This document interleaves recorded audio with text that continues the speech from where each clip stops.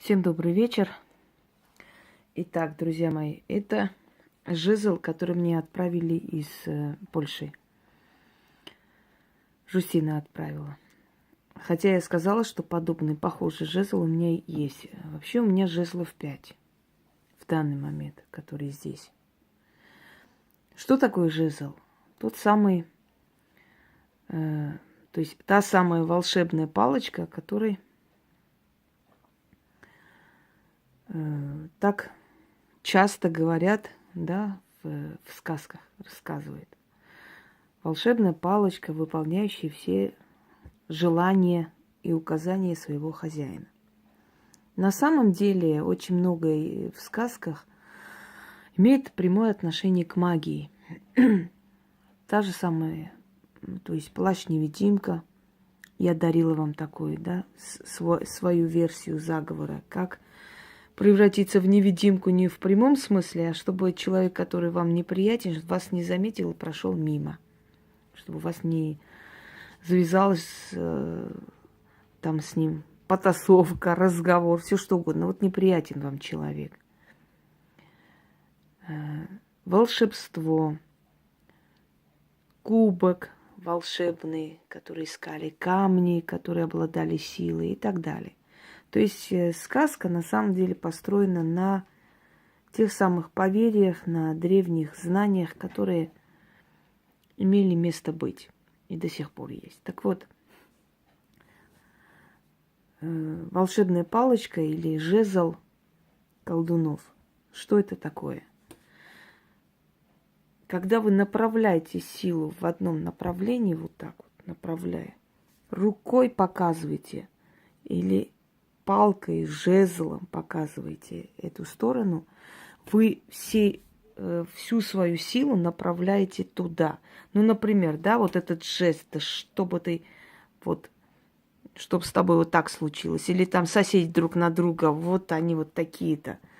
Там, то есть они направляют всю свою энергию, злую, всю свою черную энергетику на них. Вот так вот направляют, понимаете? Собирает воедино этот сгусток и направляет. Тот же самый сгусток, который в фильмах в мистических показывается, это не что иное, как сила. Сила, которая направляется в сторону соперника, в сторону врага. Сгусток силы. Просто для того, чтобы зрителю непосвященному было понятно, что там направляется, не просто руками машут. Некий сгусток показывается, который идет туда. То есть это проклятие, это сила, это воля, это ненависть и так далее, и так далее. Вот жезл был изобретен в магии для того, чтобы собрать и направить всю свою силу куда-нибудь. И отсюда и появилось вот это вот понятие, вот эта вера в то, что существует какая-то некая волшебная палочка, которая направляет желание, силу, она сбывается. Достаточно коснуться, и она получается. Преувеличенное, но описание жезла колдунов. Нужен ли жезл в работе? Во многих работах он нужен. Но мы иногда направляем, скажем, эту силу той же атом, ритуальный нож. Можем направить. Мы можем направить рукой, но можно иметь под рукой жезл. Этот жезл впитывает нашу силу много лет, усиливается. И в итоге, можно сказать, становится, правда, волшебной палочкой. Потому что она столько раз уже работала, направляя эту силу куда-нибудь, что в итоге становится уже, знаете, таким переносчиком твоей силы в каком-то направлении.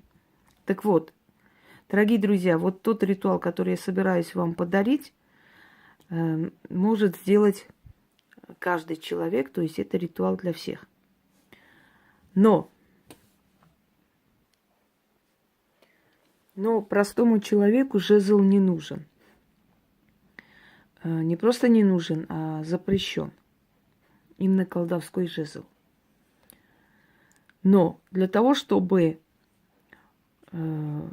воспроизвести, то есть провести этот ритуал, вам достаточно взять, отломить такую ровную палку, скажем так, ветку, как можно ровную, почистить просто. Дерево желательно береза для таких работ. Дуб можно отломить, орешник не рекомендую. Акации, яблони можно отломить. Желательно. Потому что у этих деревьев есть определенная сила, которая усиливает то, что вы сделаете.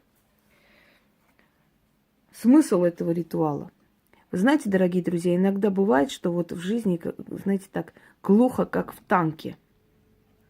Вот что-то должно идти вперед, но вот прям все стоит. И в финансовом плане, и депрессия какая-то наступает, и усталость какая-то.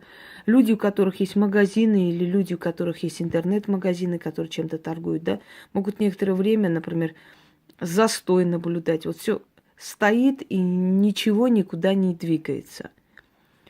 Люди, которые там, чья работа зависит от заключения договоров, то есть клиентов, например, там, торгующие недвижимостью и так далее, тоже могут заметить, что вроде бы есть люди, которые хотят купить, да, недвижимость, но все стоит и никуда не двигается.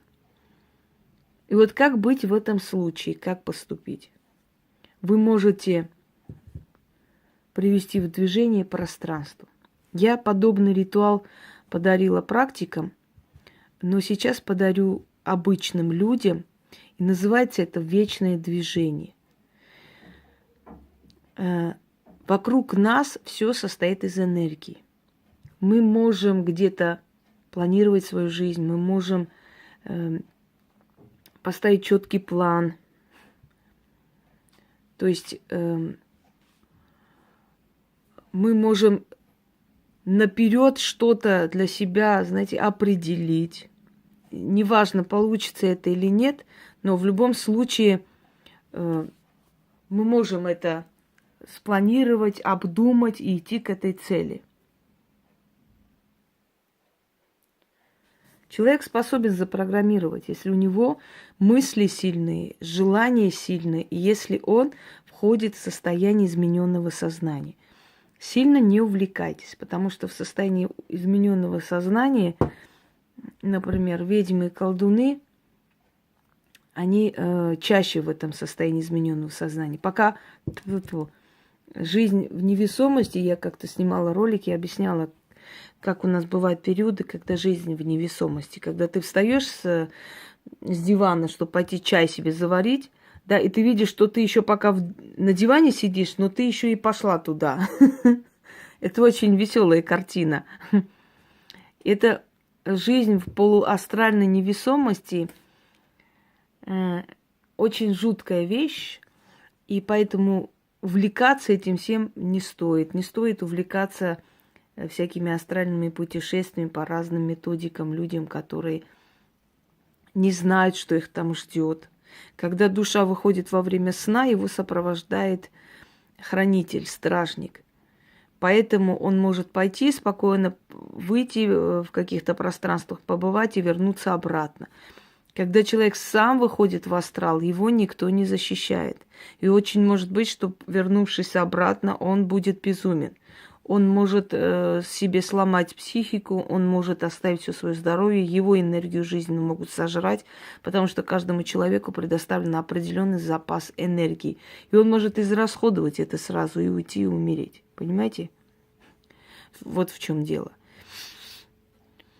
Почему люди, например, борются с очень опасной болезнью, отдают все свои жизненные силы, через некоторое время, когда вылечились, уже все хорошо, проживут еще несколько лет и умирают. Потому что они настолько истощили себя, они отдали весь запас жизненной силы для того, чтобы это перебороть. Да? Или достигнув цели, человек умирает. Были такие случаи, когда человек долго ждал какой-то цели, достиг этой цели, и вот когда застолье открыли там, стол, начали поздравлять, в этот день он умер. То есть он всю свою энергию, весь запас энергии отдал этому делу. Так вот, у нас есть запас энергии. Если мы экспериментируем со своей душой, с этими астральными путешествиями, мирами, мы можем просто израсходовать всю свою жизненную энергию.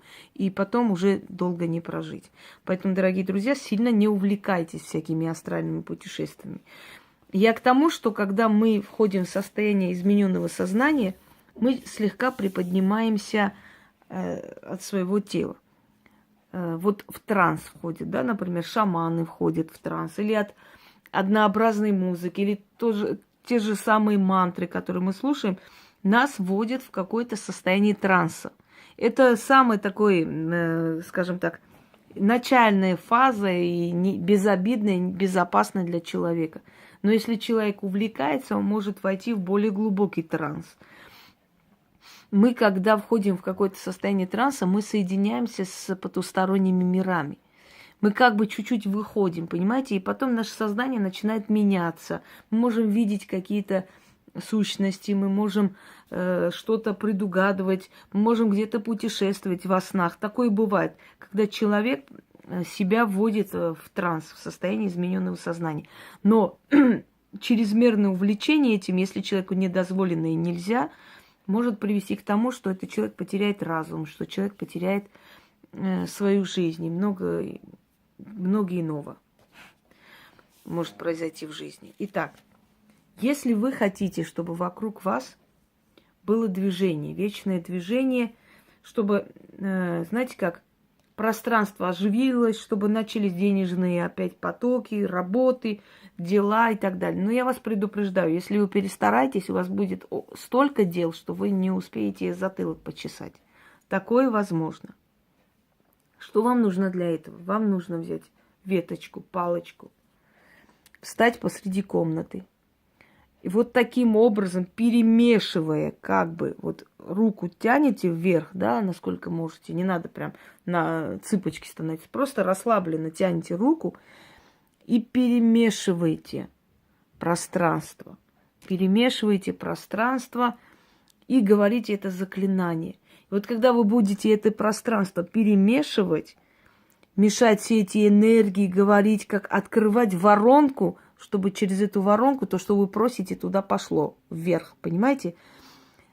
Вы будете это говорить и будете входить в состояние такого измененного сознания. Во-первых, у вас улучшится общее состояние потом.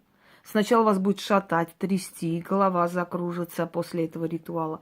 Но у вас резко уйдет депрессивность, у вас резко уйдет апатия, усталость. У вас начнется прорыв просто. Как будто уберут просто вот эту вот глухомань, которая вокруг вас. То, что закрыто, вот эта закрытость пространства резко уйдет в никуда. И начнут сыпаться предложения, работы. Если у вас магазин, то клиенты. Если у вас интернет-магазин, те же самые клиенты. Если у вас, скажем, там какие-то научные эти дела встали, то найдется спонсор, который оплатит, или меценат, или найдется заказчик этого всего и так далее. То есть пространство оживится, вы эти потоки оживляете.